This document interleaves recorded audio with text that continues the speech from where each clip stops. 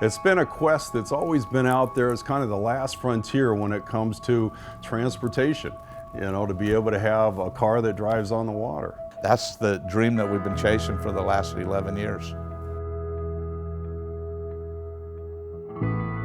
Watercar originally started when me and my father bought an amphibious vehicle from the 60s. It was a 1964 amphi-car. And they were kind of a novelty, underpowered. They didn't work very good as a boat, didn't work very good as a car. And he had a ball putting it together, but immediately when he drove it in the water, it was a 6-mile-an-hour vehicle. And to someone whose life surrounds cars, 6 miles an hour is very unexciting. Most of the amphibious vehicles in the past have been able to float on water, but at slow speed. Nobody's ever been able to get one that performs. I mean, they all go in the water and they all float, but nobody can drive them and get them to run like a boat. And I looked at that and said, it can't be that hard. So my dad, with his engineering background in cars, planes, and boats, just decided, you know what, I'm gonna make something better. And I met Dave Marsh at that time, who also was investing in startup companies. We also shared a common bond in that we really loved anything that had a motor in it. He's a pretty savvy investor, and I learned a lot from him, but he's also a boater. Dave kept secret the first Watercar from me as he developed it. He told me he had a project, but he wouldn't share it with me, and when he finally did, I became enamored with what he was doing, and I wanted in.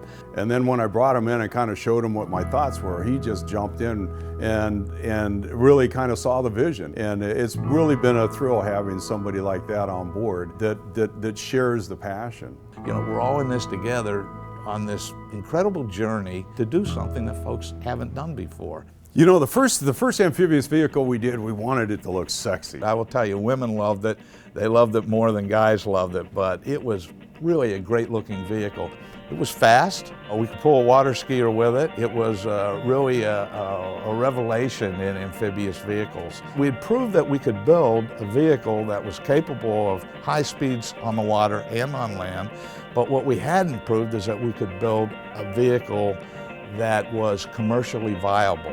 While it looked great on a showroom, it was not practical in day-to-day use in an amphibious environment. So not everybody has a launch ramp to drive into the water. So people say, I want to get in from the beach. Well, to get in from the beach with a vehicle that has 2 or 3 inches of ground clearance is totally impractical.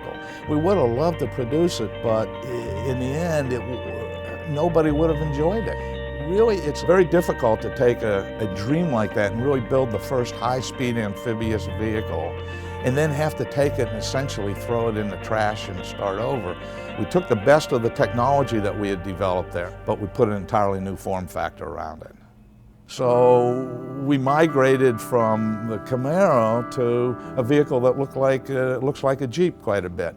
Jeeps sit high and have a lot of ground clearance, and that really overcame the objection of how do I get my amphibious vehicle into the water. We put a lot of horsepower in it because we're about speed, and we got it up into the mid-50s, like 55 miles an hour, and it was scary at that speed because it's still in the water. It's a 15.5-foot boat. So we kind of set the Jeep aside and we went to a larger vehicle. The bigger the boat, the easier it is to drive, the better handling it is, and the smoother ride it is. So that's why we picked a larger vehicle like a truck.